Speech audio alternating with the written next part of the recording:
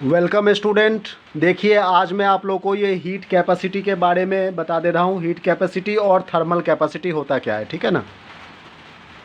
तो इसको समझ लीजिए। हीट कैपेसिटी कहने का मतलब है it is defined as the amount of heat required to raise the temperature of a body through 1 degree Celsius, ठीक है ना। कहने का मतलब क्या है कि कोई एक बॉडी ले लिया हमने, ऑब्जेक्ट ले लिया और उसमें 1 डिग्री सेल्सियस टेम्परेचर को राइज करना है, ठीक है।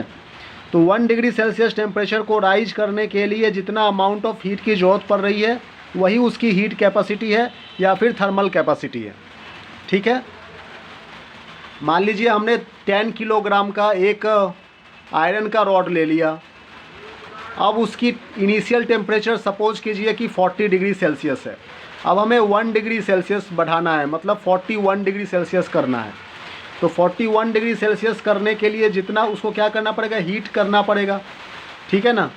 आग में गर्म कर सकते हैं उसे, बिजली के तार से गर्म कर सकते हैं, जैसे मर्जी वैसे हीट अप्लाई कर सकते हैं, ठीक है ना।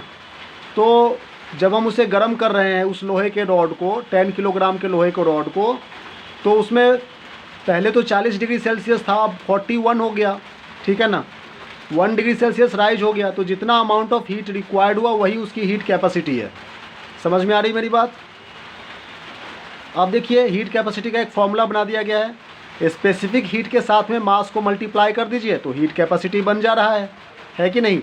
Heat capacity that is the specific heat into mass. Specific heat किस लिए था, स्पेसिफिक हीट जो था वो था आपके 1 किलोग्राम कोई ऑब्जेक्ट है, उसमें 1 डिग्री सेल्सियस टेम्परेचर को राइज करने के लिए जितना अमाउंट ऑफ हीट की ज़रूरत पड़ रही थी, ठीक है ना। अब की बार टोटल बॉडी को लेकर के बात कर रहे हैं, चाहे वो 10 किलोग्राम का हो, 20 किलोग्राम का, चाहे कितना भी हो। तो जाहिर सी बात है मास से मल्टीप्लाई कर देंगे स्पेसिफिक हीट में, तो वो हीट कैपेसिटी बन जाएगा, है कि नहीं। तो इस तरह से फॉर्मूले को रिप्रेजेंट किया गया है। मास को m से रिप्रेजेंट करते हैं और c को स्पेसिफिक हीट से रिप्रेजेंट करते हैं।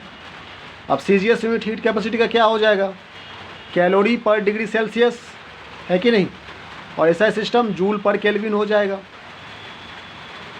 तो इस तरह से हमें इसकी यूनिट का पता चल जाता है। अब वाटर इक्विवेलेंट हम लोग नेक्स्ट वीडियो में देखेंगे। Thank you very much.